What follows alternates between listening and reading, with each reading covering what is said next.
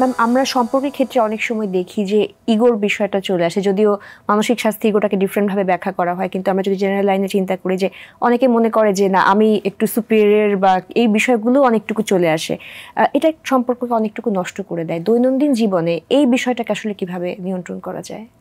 আমার মনে হয় এটার একটা ব্যালেন্স থাকা দরকার, যে মানে যে ডমিনেন্সি ব্যালেন্স, মানে যে হাজব্যান্ড খুব ডমিনেন্ট আর ওয়াইফ খুব সাবমিসিভ, এটা হলে কিন্তু দেখা যায় যে ছেলেমেয়েরাও মাকে সম্মান করে না সেরকম।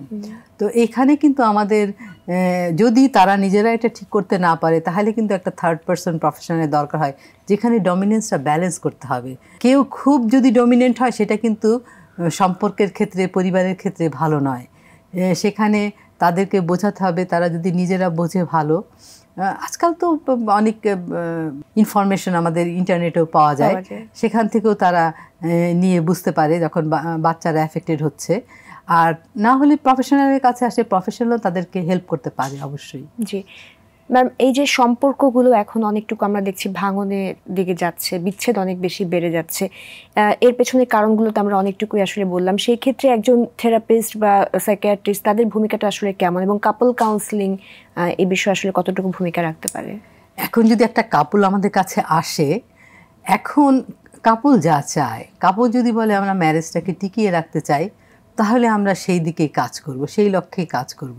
এবং তারা যখন বিয়ে করেছিল, তখন তো তাদের মধ্যে অ্যাফেকশন ছিল, ভালোবাসা ছিল।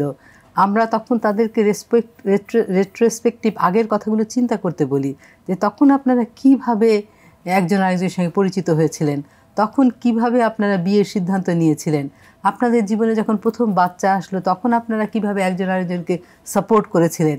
যখন সেই আগের কথাগুলো যখন বলে, তখন তারা দেখা যায় যে একজন আরেকজনের প্রতি সহানুভূতিশীল হয়।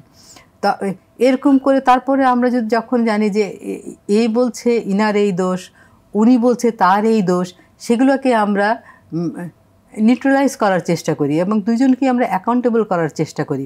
ওনারা যে ম্যারেজটাকে টিকিয়ে রাখতে চান, তাহলে অবশ্যই আমরা এক্ষেত্রে প্রফেশনালরা হেল্প করতে পারে।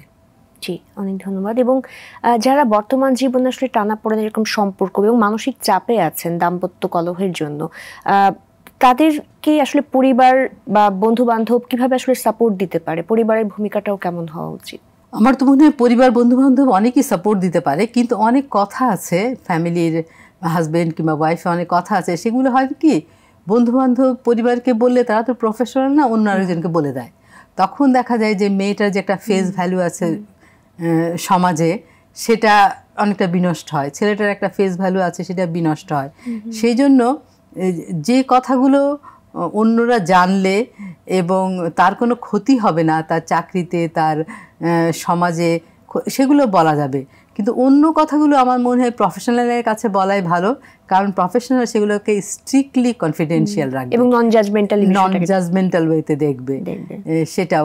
কারণ আত্মীয় স্বজনরা অনেকটা জাজমেন্টাল হয়ে যায়, অনেক কথা অনেককে ছড়িয়ে বেড়ায়, সেটাতে আবার ক্ষতিও হতে পারে। তবে পরিবার এবং বন্ধুবান্ধবের ভূমিকা অনেকটাই আমি বলবো যে কার্যকরী ভূমিকা রাখতে পারে। একদম ম্যাডাম, আমরা অনুষ্ঠানের একেবারেই শেষ পর্যায়ে চলে এসেছি। সর্বশেষ আমরা যদি একটু জানতে চাই যে একটা সুস্থ পারিবারিক সম্পর্ক একটা বাচ্চার মানসিক বিকাশে অনেক গুরুত্বপূর্ণ ভূমিকা রাখে। সেই ক্ষেত্রে এই যে ভবিষ্যতে সুস্থ সম্পর্ক গড়ে তুলতে সন্তানদের জন্য অভিভাবকরা আসলে কিভাবে ইতিবাচক উদাহরণ তৈরি করতে পারেন, বা সুস্থ পারিবারিক সম্পর্কটা আসলে কিভাবে মেনটেন করা যায়? আসলে বাবা মাই তো সন্তানদের মডেল। তো বাবা যেরকম কাজ করবে, মা যেরকমভাবে থাকবে, তারাও সেভাবেই চলবে। যখন মা বাবার মধ্যে যখন তারা খুব ভালো সম্পর্ক দেখে, তখন তাদের ভালো লাগে, তারা কিন্তু কনফিডেন্ট হয় এবং তারা কিন্তু সবাইকে মানে হাসি খুশি থাকে এবং বাবা মার সাথে অনেক জায়গায় যেতে পছন্দ করে এবং বলে যে আমার বাবা আজকে আমার জন্য এটা করেছে, মা এটা করেছে, বাবা মা মিলে আমার সঙ্গে খেলাধুলো করেছে। আমি মনে করি যে এটা সন্তানদের ক্ষেত্রে এই বাবা মার যে সুন্দর সম্পর্ক, এটা কিন্তু সন্তানদের এগিয়ে নেওয়ার জন্য, তাদের কনফিডেন্স বিল্ড আপ করার জন্য, ভবিষ্যতে ভালো মানুষ হওয়ার জন্য, একটা সুন্দর ভবিষ্যৎ গড়ার জন্য খুবই কার্যকরী ভূমিকা রাখবে।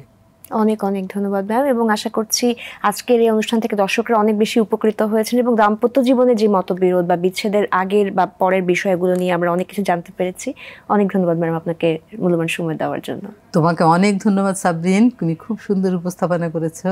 আর টিভিকেও ধন্যবাদ।